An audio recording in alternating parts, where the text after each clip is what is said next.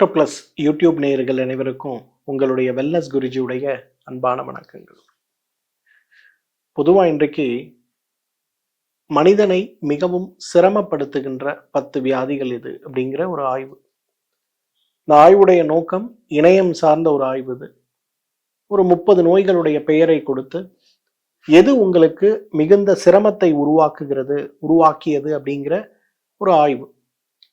ஒரு தனியார் மருந்து கம்பெனி இதை செய்கிறாங்க அவங்களுடைய ப்ராடக்டோட மார்க்கெட்டிங்காக.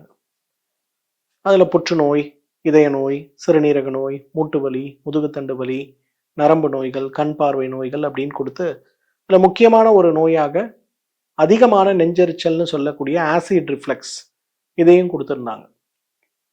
நம்மெல்லாம் என்ன யோசிப்போம்? அதிகமான தொந்தரவு கொடுக்கக்கூடிய தினசரி வாழ்க்கையில் சிரமத்தை ஏற்படுத்தக்கூடிய நோயாக இந்த வலிகள் சார்ந்த நோய்களை தான் நம்ம சொல்லுவோம் அப்படின்னு நினச்சிருப்போம். ஆனால் ஆய்வறிக்கை என்ன தெரியுமா சொன்னது? முதலிடத்தில் இருக்கக்கூடியது எது தெரியுமா? ஆசிட் ரிஃப்ளெக்ஸ் மற்றும் கேஸ்ட்ரபிள்னு சொல்லக்கூடிய இந்த 2 நோய்கள் தான். எனக்கு அந்த ஆய்வறிக்கையை படிக்கும்போது மிகப்பெரிய ஆச்சரியம், எவ்வாறு இது சாத்தியம் அப்படின்னு. அதன் பிறகு அது தொடர்பான நிறைய ஆய்வறிக்கைகள் நம்ம பார்க்கும்போது உண்மைதான். இன்னைக்கு காலையில் எழுந்துக்கும் போதே ஒரு நெஞ்செரிச்சலோட நம்ம எழுந்துக்கிறோம். இல்லை இரவு படுக்கிறோம், நல்லா சாப்பிட்டு படுக்கிறோம், திடீர்னு ராத்திரி 11 மணிக்கு ஒரு நெஞ்செரிச்சல் வருது. எழுந்திருச்சு எதை சாப்பிடலாம், எதை குடிக்கலாம், என்ன மாத்திரையை தேடலான்னு இந்த மாதிரி தான் நம்மளுடைய எண்ண ஓட்டங்கள் இருக்கே தவிர, பெரும்பாலும் பார்த்தீங்கன்னா நம்ம உடம்பில் இருக்கக்கூடிய சிரமங்கள், இந்த நெஞ்சு எரிச்சல் சார்ந்த சிரமங்கள் வருகின்ற நேரத்தை விட வந்த பிறகு அது ஏற்படுத்தக்கூடிய பாதிப்பும் கவலையும் மன உளைச்சலும் வார்த்தைகளால் விவரிக்க முடியாதது அப்படிங்கிறது ஒரு உண்மையான விஷயம்தான். இது வருவதற்கான மிக முக்கியமான 5 காரணங்கள் இன்றைக்கு நம்ம பார்க்கிறோம். முதலாவது காரணம் உணவை மென்று சாப்பிடாதது. இன்னைக்கு பெரும்பாலும் நம்ம நினைக்கிறோம், நான் புளிப்பு சாப்பிட்ட நெஞ்செரிச்சல் வந்தது, நான் இனிப்பு சாப்பிட்ட நெஞ்செரிச்சல் வந்தது, எனக்கு அதால் நெஞ்செரிச்சல் வந்தது, இதால் நெஞ்செரிச்சல் வந்ததுன்னு உணவை தான் குறை சொல்றோமே தவிர, நம்ம யாருமே சாப்பிடுகின்ற உணவு எவ்வாறு சாப்பிடுகிறோம் அப்படிங்கிற ஒரு விஷயத்துல கவனத்தை எடுத்துக்கொள்வதே கிடையாது. ஒரே வீடு தான், ஒரே குடும்பம் தான், ஒரே உணவு தான். ஆனா அப்பாவுக்கு நெஞ்செரிச்சல் வருது, இல்லை அம்மாவுக்கு நெஞ்செரிச்சல் வருது. ஏன் வருது? உணவை மென்று சாப்பிடுகின்ற ஒரு வழக்கத்தை நாம் வைத்து கொண்டிருக்கிறோமா அப்படிங்கிறது கேள்விக்குறியாக இருக்கிறத பார்க்கிறோம். அப்போ உணவை மென்று சாப்பிடும்போது என்ன மாயம் நிகழும்? உணவு இன்றைக்கு சமைத்த உணவு, சமைக்காத உணவு, சைவ உணவு, அசைவ உணவு நிறைய விஷயங்கள் இருந்தாலும் கூட இன்றைக்கு உணவை நம்ம வாயில வச்சு நல்லா மென்று சாப்பிட ஆரம்பிக்கும் போது என்ன ஆகும்? நம்ம உடம்பில் இருக்கக்கூடிய உமிழ்நீருடைய அமிலங்கள் உணவில் செயல்பட ஆரம்பிக்கும் போது அந்த உணவை, அதில் இருக்கக்கூடிய காரத்தன்மையை, இனிப்புத்தன்மையை, உப்புத்தன்மையை நன்றாக உடைத்து விடக்கூடிய ஒரு சூழல் ஏற்படும் போது, வயிற்றுக்குள் இந்த உணவு செல்லும் போது ஏற்கனவே நன்றாக அரைக்கப்பட்ட உணவாக இருக்கிறதுனால அதை செரிப்பதற்கு தேவையான அளவான அமிலங்களை சுரக்கக்கூடிய ஒரு சூழல் இருக்கும்போது நமக்கு என்ன ஆகும்? எந்த சிரமமும் இல்லாமல் உணவு ஜீரணமாகும். இதே ஒரு 5 நிமிடம் கூட நேரம் கொடுக்காமல் கிடுகிடுவென்று உணவை விழுங்கி நம்ம நேரா போறோம்னா என்ன ஆகும்? அந்த உள்ள இருக்கக்கூடிய அந்த உணவை நொதிப்பதற்கே வயிறு அமிலங்களை அதிகமாக சுரக்க வேண்டிய ஒரு சூழல் ஏற்படும். அப்ப அதிகமாக சுரக்க வேண்டிய ஒரு சூழல் வயிறுக்கு ஏற்படுதுன்னா, வயிறு ஒரு குறிப்பிட்ட அளவுக்குத்தானே அமிலங்களை தாங்க முடியும். அதுக்கு மேல ஆகும்போது உணவு குழலும் வயிறும் இருக்கக்கூடிய இடங்கள்ல இருக்கக்கூடிய வால்வுகளுடைய பலவீனம் உடனே நமக்கு நெஞ்சு எரிச்சலை கொண்டு வந்து விடுவதை பார்க்க முடியும். ஸோ இன்றைக்கு வயிறு எரிச்சலோ நெஞ்சு எரிச்சலோ நமக்கு வருவதற்கான காரணம் நல்லா புரிஞ்சுங்க, உணவு மட்டும் கிடையாது, உணவு சாப்பிடுவதை எப்படி சாப்பிடுகிறோம் அப்படிங்கிற முறையும் கூடத்தான். நொறுங்க தின்றால் 100 வயதுன்னு சொல்ற மாதிரி இன்றைக்கு உணவை நன்றாக மென்று சாப்பிட முடியுமான்னு பாருங்க. பெரிய மாற்றத்தை அது உடலுக்குள் கொண்டு வருவதை நாம் பார்க்கலாம். இரண்டாவது, இன்றைக்கு அமிலத்தன்மையான உணவுகள் மட்டும் இதற்கு காரணம் இல்லை, அமிலத்தன்மையான எண்ணங்களும் நெஞ்சு எரிச்சலுக்கு காரணமாக இருக்கிறத பார்க்கும். பொதுவா இன்றைக்கு நம்முடைய எண்ணம் போல் வாழ்க்கை அப்படிங்கிற மாதிரி இன்னைக்கு சாப்பிடுகின்ற உணவுகள் மட்டுமல்ல, தினசரி காலையில் எழுந்து கொள்ளும் போது நமக்கு இருக்கக்கூடிய நல்ல முயற்சிகள், நல்ல எண்ணங்கள், மகிழ்ச்சியான விஷயங்களை நினைத்து பார்ப்பது, கிராட்டிடியூட் மெடிடேஷன் சொல்லக்கூடிய தியாக உணர்வு, நன்மை உணர்வோடு நம்முடைய வாழ்க்கையை வைத்துக் கொள்வது, இது எல்லாமே இன்றைக்கு ரொம்ப முக்கியமானது. ஒருவேளை இதை நாம் முழுமையாக செய்யவில்லை என்றால் நமக்கு மிகுந்த சிரமத்தை உருவாக்கக்கூடிய ஒரு காரணி அது இந்த நெஞ்சு எரிச்சல் தான். நீங்களே யோசிச்சு பாருங்களேன், கவலைப்படும் போது, கோபப்படும் போது, அதிகமான மன உளைச்சலோடு போராடும் போது, நாளைக்கு இருக்கக்கூடிய ஒரு சிரமம், அந்த சிரமத்தை நாம் எப்படி சந்திக்க போகிறோம் அப்படிங்கிற பய உணர்வோடு இருக்கும்போது நமக்கு ஏற்படுகின்ற மிகப்பெரிய சிரமங்களில் ஒன்று எது? நெஞ்செரிச்சல் தானே. ராத்திரி ஃபுல்லா தூங்கல, காலையில எழுந்தா நெஞ்செரிச்சல். நாளைக்கு ஒரு ஆஃபீஸ் ப்ரெசன்டேஷன் இருக்கு, அதிகமான ஸ்ட்ரெஸ்ல இருக்கேன், காலையில எழுந்தா நெஞ்செரிச்சல் இல்லையா? ஸோ இந்த நெஞ்செரிச்சல் ஏற்படுவதற்கு எல்லா நேரமும் நம்ம சாப்பிட்ற கோழி இறைச்சியும் வறுத்த உணவும் மட்டும் காரணம் கிடையாது. இதுவும் ஒரு மிகப்பெரிய காரணம், இதையும் புரிஞ்சுக்கணும். மூன்றாவது முக்கியமான காரணம் என்னன்னா, இன்றைக்கு சாப்பிட்டவுடன் படுப்பது அப்படிங்கிறது மிகப்பெரிய காரணமாக இருக்கிறத பார்க்கணும்.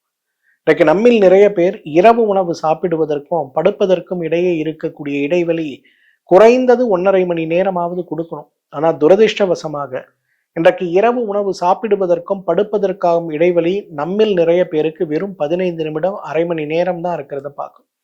இந்த 15 நிமிடம், அரை மணி நேரம் உணவு உண்டு, நிறைய தண்ணீர் குடித்து, மருந்துகள் சாப்பிட்டு, பழச்சாறுகள் குடிச்சிட்டு நம்ம போய் படுக்கும்போது வயிறுடைய அழுத்தம் என்ன பண்ணுது? நேரடியா நம்முடைய உணவு குழலும் வயிறும் சேர்ந்த இடத்தில் இருக்கக்கூடிய வால்வுகள் மேல் ஒரு அதீதமான அழுத்தத்தை உருவாக்கும் போது, நாள் ஆக ஆக ஆக இந்த அழுத்தமானது நமக்கு மிகப்பெரிய அளவுல இந்த உணவு குழல் எரிவு நோயை உருவாக்கி விடுவதை பார்க்கிறோம். இன்னைக்கு ஆசிட் ரிஃப்ளக்ஸ் மிகப்பெரிய அளவில் ஏற்படுவதற்கான காரணம், இரவு சாப்பிடுகின்ற உணவுக்கும் அதே நேரத்தில் நாம் தூங்குகின்ற நேரத்திற்கும் இடையேயான இடைவெளி 1 மணி நேரத்திற்கு குறைவாக இருக்கும்போது நமக்கு இந்த சிரமங்கள் ஏற்படுவதை பார்க்கிறோம். ரொம்ப கவனத்தோடு இருக்க வேண்டியது மிக மிக அவசியம். நான்காவது காரணம், இன்றைக்கு நாம் எடுத்துக்கொள்ளக்கூடிய மருந்துகள். இன்றைக்கு நிறைய பேருக்கு நான் பார்க்கிறேன், உணவு குழல் எரிவு நோய் ஏற்படுவதற்கு மிகப்பெரிய அளவில் காரணமாக இருப்பது எது அப்படின்னு பார்த்தீங்கன்னா, இன்றைக்கு இந்த மருந்துகள். இன்றைக்கு கொழுப்பு சத்தை குறைக்கக்கூடிய மருந்துகள், இன்றைக்கு உடல் எடையை குறைக்கக்கூடிய மருந்துகள், இந்த மாதிரி நிறைய மருந்துகளை நான் பார்க்கிறேன். இந்த மருந்துகள் எல்லாமே நமக்கு என்ன பண்ண ஆரம்பிக்குதுன்னா, கொஞ்சம் கொஞ்சமாக இந்த மருந்துகளுடைய தன்மை உடலுக்குள் இவை வேலை செய்ய ஆரம்பிக்கும் போது மிகப்பெரிய அளவுல நம்ம உடம்பில் இருக்கக்கூடிய, வயிற்றில் இருக்கக்கூடிய தேவையற்ற அமிலச் சுரப்பை அதிகப்படுத்தக்கூடிய ஒரு வழிமுறையை செய்யறதுனால நமக்கு இந்த நோய் மிகப்பெரிய அளவில் ஏற்பட்டு விடுவதை பார்க்கிறோம். ஏன்னா நிறைய பேரை நான் பார்க்கிறேன், ஆசிட் ரிஃப்ளெக்ஸோட வரும்போது அவங்களுடைய பர்சனல் ஹிஸ்ட்ரி, அவங்களுடைய ஃபேமிலி ஹிஸ்ட்ரி, அவங்களுடைய ப்ரொஃபஷனல் ஹிஸ்ட்ரி, அவங்களுடைய மெடிக்கல் ஹிஸ்ட்ரின்னு பார்க்கும்போது ப்ரெஷருக்காக சாப்பிட்ற மாத்திரை, சுகருக்காக சாப்பிட்ற மாத்திரைன்னு சில மாத்திரைகள் அவர்களுக்கு ஒவ்வாமையை ஏற்படுத்தும் போது அதுவே அவர்களுக்கு வயிற்று புண்ணை, குடல் புண்ணை, ஏன் நேரடியாக இந்த மாதிரி எரிச்சல் நோயை உருவாக்கி விடுவதை பார்க்கிறோம். ஐந்தாவது ரொம்ப முக்கியமானது, இந்த ஆசிட் ரிஃப்ளெக்ஸ் ஒரு பரம்பரை நோய் தான் அப்படிங்கிறத நம்ம எல்லாருமே ஒத்துக்கணும். ஏன்னா நம்மில் நிறைய பேரை நான் பார்க்குறேன், ஆசிட் ரிஃப்ளெக்ஸ் அப்படிங்கிறது இன்றைக்கு நேரடியாக மறைமுகமாக இன்றைக்கு பரம்பரையில் ஓடுவதை பார்க்க முடிகிறது. என்னோட அம்மாக்கு இருந்தது, என்னோட அப்பாக்கு இருந்தது, என்னுடைய பெரியம்மாக்கு இருந்ததுன்னு சொல்லி பரம்பரையில் வருவதை பார்க்க முடிகிறது. நிறைய காரணங்கள் நாம் சொல்லப்பட்டாலும் கூட ஆசிட் ரிஃப்ளெக்ஸ் மிகப்பெரிய அளவில் ஏற்படுவதற்கு இதுவும் ஒரு பெரிய காரணமாக இருக்கிறத நம்ம பார்க்கிறோம். இந்த 5 காரணங்கள் மட்டும் இல்லைங்க, இன்னைக்கு நிறைய காரணங்கள் இருந்தாலும் ஏன் இன்னைக்கு இந்த 5 காரணங்களை நம்ம ஹைலைட் பண்றோம்னா, நம்மில் நிறைய பேர் உணவை மென்று சாப்பிடுவது பற்றியோ அல்லது உணவை சாப்பிடும் போது எடுத்துக்கொள்ள வேண்டிய நல்ல பழக்கங்களை பற்றியோ பெரும்பாலும் கவலைப்படுவது கிடையாது. அதே போல ஆசிட் ரிஃப்ளெக்ஸ்க்கு டாக்டர் கிட்ட நம்ம போகும்போது நம்ம என்ன மருந்துகள் சாப்பிட்றோங்கிற லிஸ்டையும் நிறைய பேர் எடுத்துட்டு போறது கிடையாது. அப்ப என்ன ஆகுது? ஆசிட் ரிஃப்ளெக்ஸ்க்கு ஒரு மாத்திரை, இதுக்கு ஒரு மாத்திரை. ஆசிட் ரிஃப்ளெக்ஸ்க்கான மாத்திரை சாப்பிடும் போதெல்லாம் உடம்பு நல்லா இருக்கும், என்னைக்கு அந்த மாத்திரையை விடுறோமோ உடனே இன்னும் நெஞ்சு எரிச்சலும் மற்றதும் அதிகமாகி விடுவதை நம்ம பார்க்கிறோம். அப்ப இது சார்ந்த சிரமங்களை நம்ம எப்படி மாத்தணும், என்ன செய்து இதை குணப்படுத்தி கொள்ளலாம் அப்படின்னு கூடிய வழிமுறைகள்ல அதற்கும் 5 வழிமுறைகளை நான் சொல்லித்தரேன். சிறப்பு உணவுகள்னு 5 உணவுகளை நான் ரெக்கமெண்ட் பண்றேன். இந்த உணவுகளை நீங்க உணவாக சேர்க்க ஆரம்பிங்க. அப்ப நெஞ்சு எரிச்சல் சார்ந்த சிரமங்கள் மறைந்து போறதை பார்க்க முடியும். முதல் மருந்து என்ன தெரியுமா ஆசிட் ரிஃப்ளெக்ஸ்க்கு? மோருங்க. நீர் மோருன்னு சொல்லுவோம். பொதுவா இன்றைக்கு மோர்னா என்ன? தயிர்ல தண்ணி ஊத்துனா மோருன்னு சொல்றோம். ரொம்ப தப்புங்க. ஒரு கப்பு தயிரை எடுக்கிறீங்கன்னா அதுல வந்து ஒரு 1/2 லிட்டர் அளவுக்கு, அதாவது 100 மில்லி தண்ணிக்கு 100 மில்லி தயிருக்கு 500 மில்லி தண்ணீர் சேர்க்கணும். மிக்சர்ல போட்டு நல்லா அரைக்கணும். 5 நிமிஷம் அரைச்சிங்கன்னா அது மேல நிறைய வெண்ணெய் வரதை பார்க்கலாம். இந்த வெண்ணெயெல்லாம் எடுத்து இருக்கக்கூடிய அந்த நீர் மோர் இருக்கு இல்லையா, இந்த நீர் மோரை காலையில மதியம் அப்படிங்கிற மாதிரி மாலை நேரத்துக்கு முன்னாடி வரை ஒரு நாளைக்கு ஒரு 300-400 மில்லி நீங்க சாப்பிட்டீங்கன்னா இந்த வயிறு எரிச்சல் வேகமா குணமாகிறத பார்க்க முடியும். நம்ம பாரம்பரியத்திலே நீங்க பாத்தீங்கன்னா அந்த காலத்தெல்லாம் வீட்டுல எப்பவுமே மோர் வச்சிருப்பாங்க. மோர் இல்லாத வீடே இருக்காது. தயிர் இருப்பதை விட மோர் இருக்கும். யாராவது வெளியில போயிட்டு வராங்க, வீட்டுக்கு நமக்கு விருந்தாளிகள் வராங்கன்னா யாரும் அடுப்பு பத்த வச்சு பாலை கொதிக்க வச்சு காஃபி போட்டு கொடுக்கறதெல்லாம் யாருக்குமே இருக்காது. வந்தவங்களுக்கு ஒரு கிளாஸ் மோர் கொடுப்பாங்க. அது கோடை காலமானாலும் குளிர்காலமானாலும் மழை காலமானாலும் மோர் கொடுப்பாங்க. மோர்ல தேவையான அளவுக்கு கருவேப்பிலை, கடுகு, அதே போல பெருங்காயம் போட்டிருப்பாங்க. பச்சை மிளகாய் போடுவது நம்ம கலாச்சாரத்திலே கிடையாது. அப்ப இந்த மோரை சாப்பிடும்போது என்ன ஆகும், அது வயிற்றுக்குள்ள போய் உள்ள இருக்கக்கூடிய அமிலத்தை நீர்த்து போக செய்து, மோர் ஒரு சிறந்த ஆல்கலைன் உணவு அப்படிங்கிறதுனால வயிற்றில் இருக்கக்கூடிய எரிச்சலை குறைத்து விடுவதை பார்க்கலாம். ஆனால் இந்த மோர் புளிக்காத மோரா இருக்கணும். புளிச்ச மோரா சாப்பிட்டா வயிற்றுக்குள்ள போய் இன்னும் ஆசிட் ரிஃப்ளக்ஸ் அதிகமாகும். அதனால மோர் ஒரு மிகச்சிறந்த உணவுன்னு சொல்லலாம். இரண்டாவது, இன்றைக்கு வாழைப்பழம். பொதுவா எல்லாரும் சொல்லுவாங்க வாழைப்பழத்தை சாப்பிட்டா நெஞ்செரிச்சல் அதிகமாகுதே சார் அப்படின்னு. பழுத்த வாழைப்பழமாக தோல்கள் கருப்பாக மாறி தொட்டாலே கொலகொலவென்று இருக்கக்கூடிய அந்த வாழைப்பழம் இன்றைக்கு நெஞ்சு எரிச்சலுக்கு ஒரு மிகச்சிறந்த மருந்துன்னு சொல்லலாம். ஒரு டம்ளர் தண்ணீர் எடுத்துங்க, அதுல பழுத்த வாழைப்பழத்தை மிக்சர்ல போட்டு நல்லா அரைச்சி ஒரு பனானா ஷேக் மாதிரி, மில்க் ஷேக் அல்ல பனானா ஷேக் மாதிரி அதை கொஞ்சம் குடிங்களேன். அப்படியே உள்ளெல்லாம் ஐஸ் வச்ச மாதிரி அது அந்த பழச்சாறு உள்ள போகும். எப்படி ஒரு எரிச்சல் இருக்கக்கூடிய கோடையில ஒரு குளிர்ந்த காற்றோ ஒரு குளிர்ந்த பானமோ எப்படி ஒரு புத்துணர்ச்சியை நம் மனதுக்கு கொடுக்குதோ, அதே போல ஒரு புத்துணர்ச்சி வயிற்றுக்குள் போகும்போது வயிற்றுக்குள் கிடைப்பதை நம்ம பார்க்க முடியும். வாழைப்பழம் மிகச்சிறந்த உணவுன்னு சொல்லுவான். மூன்றாவது, ஜீரக நீர். இந்த ஜீரக தண்ணீரை பத்தி நிறைய முறை இந்த நான் நிகழ்ச்சியில பேசியிருக்கேன். பொதுவாக நெஞ்சு எரிச்சல், வயிறு எரிச்சல், ஆசிட் ரிஃப்ளக்ஸ், இன்னைக்கு ஹயாட்டஸ் ஹெர்னியான்னு சொல்லக்கூடிய நோய், இந்த நோய்கள்லாம் நமக்கு ஏற்படும் போது 300 மில்லி தண்ணீர் எடுத்து அதுல ஒரு தரண்டி ஜீரகத்தை போட்டு நல்லா கொதிக்க வச்சு வடிகட்டி எடுக்கக்கூடிய ஜீரக கஷாயத்தை காலை ஒரு வேளை, மதியம் ஒரு வேளை, இரவு ஒரு வேளைன்னு ஒரு நாளைக்கு 2-3 வேளை நாம் தொடர்ந்து குடிக்கும் போது படிப்படியாக இந்த ஆசிட் ரிஃப்ளக்ஸ் சிரமங்கள் குறைவதை பார்க்கலாம். ஒரு 30 வயது இருக்கக்கூடிய ஒரு நர்ஸ் என்னை ஒரு முறை பார்த்தாங்க. நர்ஸ் வேலை என்னங்கிறது உங்களுக்கே தெரியும். காலை ஷிஃப்ட்டு, மதிய ஷிஃப்ட்டு, நைட்டு ஷிஃப்ட்டுன்னு அவங்க இருக்கும்போது அவங்களுடைய நேரமின்மை, உணவு சாப்பிடுவதற்கான நேரமின்மை, உறங்குவதற்கான நேரமின்மை இருக்கிறதுனால நீண்ட காலமாக அவர்களுக்கு மிகப்பெரிய அளவுல அந்த ஆசிட் ரிஃப்ளக்ஸ் வர ஆரம்பிச்சிருச்சு. மருந்துகள், அவங்களே மெடிக்கல் ஃபீல்ட்ல இருக்கவங்க தான், பொதுவாக அவங்க எடுக்கக்கூடிய மருந்துகள் எதை சாப்பிட்டாலும் குணமாகவில்லைன்னு வருத்தத்தோட சொன்னாங்க. அப்ப நான் சொன்ன மருந்தா உங்களுக்கு ஒன்றும் வேண்டாமா, நல்லா 1 லிட்டர் தண்ணீரை கொதிக்க வைங்க. தண்ணீர் கொதிக்கும் போது அதுல 20 கிராம் ஜீரகத்தை போடுங்க. தட்டு போட்டு மூடி ஸ்லிம்ல வச்சு நல்லா 20 நிமிஷம் அது வேகட்டும். வெந்த பிறகு அந்த தண்ணீரை வடிகட்டி ஒரு ஃபிளாஸ்க்ல போட்டுங்க. இந்த தண்ணீரை காலையிலிருந்து இரவு வரை, அல்லது நைட் ஷிஃப்ட் போறீங்களா, இரவிலிருந்து காலை வரை எப்பொழுதெல்லாம் உங்களுக்கு தண்ணி தேவையோ அப்பெல்லாம் குடிங்க. 30 டேஸ் கழிச்சு அவங்க சொன்னாங்க, என்ன உணவெல்லாம் சாப்பிட முடியலன்னு கவலைப்பட்டனோ எல்லாமே இப்ப நான் சாப்பிட்றேன் சார். ஹெல்த் எனக்கு ரொம்ப நல்லா இருக்கு, சிரமம் இல்லாம இருக்கேன், மகிழ்ச்சியா இருக்கேன் அப்படின்னு பகிர்ந்துக்கிட்டாங்க. அந்த அளவுக்கு இன்னைக்கு இந்த ஜீரக தண்ணீர் ஆசிட் ரிஃப்ளக்ஸுக்கான மிகச்சிறந்த ஒரு உணவுன்னு சொல்லுவோம். புதினா துவையல். இந்த புதினா துவையலும் இந்த புதினா துவையல் பெரும்பாலும் நம்முடைய சமூகத்தால் மறந்து போகப்பட்ட ஒரு உணவுன்னு சொல்லலாம். ஒரு காலத்துலலாம் நீங்க பாத்தீங்கன்னா அல்சர் நோயாளி இருக்கக்கூடிய வீடுகள்ல இந்த புதினா துவையலை முதல்ல உணவுல போட்டு பிணைந்து சாப்பிட்டு அதுக்கப்புறமா தான் மற்ற உணவுகளுக்கே போவாங்க. அந்த அளவுக்கு மிகச்சிறந்த உணவு எதுனா புதினா துவையல் தான். ஆனா துரதிருஷ்டவசமாக புதினாவை இன்றைக்கு காரமான உணவுகள் சமைக்கும் போதும் ரொம்ப குறைவாக சில நேரங்கள்ல உணவில் சேர்க்கக்கூடிய வழக்கம் இருக்கிறதையும் பார்க்கிறேன். மிகப்பெரிய உணவகங்கள் கூட இன்றைக்கு காலையில இட்லி தோசை கொடுக்கும் போது புதினா துவையல் கொடுப்பதை மறந்து போய் கருவேப்பிலை துவையல் கொடுத்துட்டு இருக்கிறத நான் பார்க்கிறேன். கருவேப்பிலை பித்தம், அமிலத்தை அதிகப்படுத்தும்.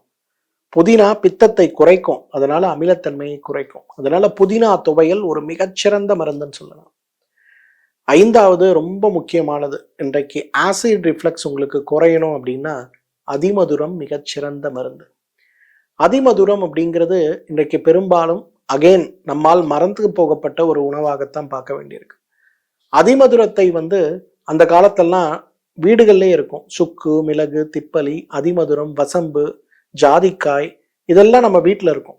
யாருக்காவது வீட்டில் ராத்திரியில ஜீரணமாகல நெஞ்செரிச்சல் வருதா, உடனே ஒரு 1/2 ஸ்பூன் அதிமதுரத்தை எடுத்து வெந்நீர்ல கலந்து குடிக்க கொடுப்பாங்க. 5 நிமிஷம். இன்னைக்கு இருக்கக்கூடிய எந்த பேண்டாசிட் வகை மருந்துகளை விட அதிமதுரம் நன்றாக வேலை செய்து நெஞ்செரிச்சலை குறைத்து விடுவதை பார்க்க முடியும். அப்படியே எப்படி இருக்கும்னா, குபுகுபுன்னு கொதிச்சுட்டு இருக்க ஆசிட்ல நம்ம ஆசிடை பாசிஃபை பண்றதுக்கு ஒரு மருந்து போட்டோம்னா, அப்படியே கொதித்து கொண்டிருக்கக்கூடிய கடல் திடீரென்று அமைதியானா எப்படி இருக்கும், அந்த அளவுக்கு பார்த்தீங்கன்னா பெரிய மாற்றம் ஏற்படுவதை நம்ம பார்க்க முடியும். அதிமதுரம் மிகச்சிறந்த மருந்து. ஆனா இது எல்லாத்தையும் விட என்னோட ஃபேவரட் எது தெரியுமா? ஆசிட் ரிஃப்ளக்ஸ்க்கு மணத்தக்காளி கீரைங்க. இன்றைக்கு மணத்தக்காளி கீரையை மிளகு தக்காளி கீரைன்னு சொல்லுவாங்க சில இடங்கள்ல. என்ன தெரியுமா, இந்த மணத்தக்காளி கீரை மாதிரி வயிறு புண்ணையும் குடல் புண்ணையும் வயிறு உணவுக்குழல் பாதைகள் இருக்கக்கூடிய எரிச்சலையும் நீக்கக்கூடிய ஒரு சிறந்த மருந்தே கிடையாதுங்க. முடிஞ்சா மணத்தக்காளி கீரையை வாரம் 1 முறை 2 முறை அல்லது தினசரி கூட உணவில் ஒரு மண்டலம் சாப்பிட்டு வந்தீங்கன்னா மிகப்பெரிய அளவுல இந்த நெஞ்சு எரிச்சலும் குடல் எரிச்சலும் நன்றாகவே தீர்ந்து போய் விடுவதை பார்க்க முடியும். எல்லாரும் கேட்பாங்க என்கிட்ட, சார் மணத்தக்காளி கீரை தெரியாது, நீங்க சொல்ற உணவெல்லாம் என்னால சாப்பிட முடியாது, மோர் சாப்பிட்டா எனக்கு சைனஸ் வந்துருது, நான் என்ன பண்ணணும், மருந்தா எனக்கு ஏதாவது சொல்லுங்க. அமிர்தல்ஸ் மாத்திரைகள். இந்த அமிர்தல்ஸ் மாத்திரைகள் அப்படிங்கிறது வாய்ப்புண், உணவு குழல் எரிவு, வயிற்றுப்புண், குடல் புண், inflammatory bowel disease, irritable bowel syndrome, ulcerative colitis, பித்தப்பையில் ஏற்படுகின்ற கற்கள், மலச்சிக்கல், மூல நோய், பௌத்திர நோய், ஆசனவாய் வீக்கம், ஆசனவாய் எரிச்சல் வரை மிகப்பெரிய அளவு மாற்றத்தை கொடுக்கக்கூடிய மிகச்சிறந்த மருந்து எதுன்னு பார்த்தீங்கன்னா அமிர்தல்ஸ் மாத்திரைகள் தான். வயிறு எரிச்சல்ல ஆரம்பிச்சு வயிறு வலியிலிருந்து வயிறு உப்புசம் வரை தீர்க்கக்கூடிய சிறந்த மருந்தாக நம்ம அமிர்தல்ஸ் மாத்திரைகளை பார்க்கலாம். இந்த அமிர்தல்ஸ் மாத்திரை காலை 2 இரவு 2 உணவுக்கு முன்பு எடுத்துக்கொள்ளும் போது இந்த வயிறு எரிச்சல் நெஞ்செரிச்சல் பிரச்சனை தீரும். ஆனால் அமிர்தல்ஸ் மாத்திரைகளை விட 1000 மடங்கு சிறந்தது எதுன்னு பார்த்தீங்கன்னா மணத்தக்காளி கீரை தான். மணத்தக்காளி கீரையை உணவுல சேருங்க, மோர் சேருங்க, நல்லா உணவை மென்று சாப்பிடுங்க. இந்த மாதிரி சின்ன சின்ன பழக்கங்களோடு நம்முடைய வாழ்வியல் முறையை மாத்திக்கிட்டோம்னா வருடக்கணக்கில் நம்மை சிரமப்படுத்தி கொண்டிருக்கக்கூடிய நெஞ்செரிச்சல் பிரச்சனை கூட தீர்ந்து போவதை பார்க்க முடியும். ஒரு 11 வயது இருக்கக்கூடிய குழந்தைய என்கிட்ட கூட்டிட்டு வந்தாங்க. எண்டோஸ்கோப்பிலாம் பண்ணி பார்த்தா உணவு குழல்லாம் புண்ணாயிருக்கு, வயிறெல்லாம் புண்ணாயிருக்கு, எந்த வெளி உணவும் கிடையாது, வீட்டு உணவை மட்டும் சாப்பிட்றான் அந்த குழந்தை. என்ன பிரச்சனை யாருக்குமே புரியல. சென்னையில் இருக்க பிரபலமா இருக்கக்கூடிய எல்லா கேஸ்ட்ரோ என்ட்ராலஜிஸ்ட், பீடியாட்ரிக் ஸ்பெஷாலிட்டி இருக்கக்கூடிய கேஸ்ட்ரோ என்ட்ராலஜிஸ்ட் பார்த்தாச்சு, எதுவுமே சரியாகல. நீங்க ஏதாவது எனக்கு உதவி செய்ய முடியுமான்னு அவங்க பேரண்ட்ஸ் ரொம்ப கவலையோட கூட்டிட்டு வந்தாங்க. என்னன்னு உட்கார வச்சு மொத்தமா நம்ம அந்த குழந்தையோட இன்ட்ராக்ட் பண்ணும்போது புரிஞ்சுக்கிட்ட விஷயம் என்னன்னா, அந்த பையனுக்கு அவங்களுடைய கணக்கு வாத்தியாரை பார்த்தாலே கடுமையான பயம்.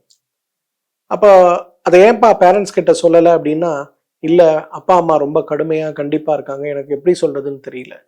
அப்ப அந்த குழந்தைக்கு வெறும் ஜீரக கஷாயம் மட்டும் சாப்பிடுங்க, மணத்தக்காளி கீரை கொடுங்கன்னு சொல்லி அந்த குழந்தைக்கான தியானத்தையும் மூச்சு பயிற்சியும் சொல்லி கொடுத்தோம். 30 டேஸ் கழிச்சு வரும்போது குழந்தையுடைய அந்த எரிச்சல், அந்த வலி, வேதனை, எதை சாப்பிட்டாலும் வாந்தி வருவது, சாப்பிட முடியாமல் இருக்கக்கூடிய சூழல், இதெல்லாம் நல்லா மாறி இருந்ததை பார்க்க முடிஞ்சது. எதுக்காக இந்த ஒரு உதாரணத்தை நான் சொல்றேன்னா, எனக்கு நெஞ்சு எரிச்சல் பிரச்சனையும் வயிறு எரிச்சல் பிரச்சனையும் வெறும் உணவினாலோ உடலினாலோ மட்டும் வருவது கிடையாது, மனதினாலும் வருவதை நாம் பார்க்கிறோம். நான் மணத்தக்காளி கீரை சாப்பிட்டேன், இந்த டாக்டர் சொன்னாரு நான் பேண்டாசிட் மருந்து சாப்பிட்டேன், பல வருஷமா பல வகையான மருந்து சாப்பிட்டேன், என்னோட நெஞ்செரிச்சல் தீரலை அப்படின்ற கவலையில் இருப்பவர்களாக நீங்க இருக்கீங்கன்னா முதல்ல மனசிலிருந்து உடம்பை பாதிக்கக்கூடிய காரணிகளை குறைத்து கொள்ள முடியுமான்னு பார்க்கணும். அதனாலதான் தியானம் அப்படிங்கிற ஒரு விஷயத்த என்னுடைய பிராக்டிஸ்ல நெஞ்சு எரிச்சல் ஆசிட் ரிஃப்ளெக்ஸ் இருக்கவங்களுக்கு நான் பொதுவாகவே அட்வைஸ் பண்றேன். தியானத்தின் மூலமாக நமக்கு இருக்கக்கூடிய எதிர்மறை ஆற்றலும் பித்தத்தை அதிகப்படுத்தக்கூடிய காரணிகளும் குறைந்து போகும்போது நம்ம உடம்புல அவ்வளவு நல்ல மாற்றங்கள் ஏற்படுவதை பார்க்க முடியும். அதனால தியானத்தை கற்றுக்கொள்ளுங்கள், தியானம் செய்யுங்கள். அது கூட நான் சொன்ன 5 மருந்துகள் கூட மணத்தக்காளி கீரை 6 மருந்துகளை வீட்டிலேயே பயன்படுத்த முடியுமான்னு பாருங்க. முடியாதவங்க அமிர்தல்ஸ் மாத்திரை காலை 2 இரவு 2 தொடர்ந்து 2 மண்டலங்கள் 100 நாட்கள் சாப்பிடுங்க. நெஞ்சு எரிச்சல் சிரமம் படிப்படியாக மாறி ஒரு ஆரோக்கிய நிலை அடைவதை நிச்சயமாக நம்ம பார்க்கலாம். இந்த வீடியோவை உங்க ஃப்ரெண்ட்ஸோட ஷேர் பண்ணுங்க. தியானம் கத்துக்கணும்னா மருத்துவமனையை தொடர்பு கொள்ளுங்க. உங்களுக்கு ஆன்லைன் மூலமாக வீட்டிலிருந்தே தியானம் எவ்வாறு செய்வது அப்படிங்கிறத கற்றுக் கொடுப்பாங்க. என்னுடன் கூட நீங்க தியானம் இணைந்து செய்வதற்கான வசதிகள் இருக்கு. ஆன்லைன் மூலமாகவே நாம் இணைவோம். நெஞ்செரிச்சல் நோய் தீர்க்க முடியாதது கிடையாது. முறையான முயற்சியோடு முயற்சி பண்ணோம்னா மருந்தற்ற வாழ்க்கைங்கிறது சாத்தியம்தான். மீண்டும் சந்திப்போம். நன்றி, வணக்கம்.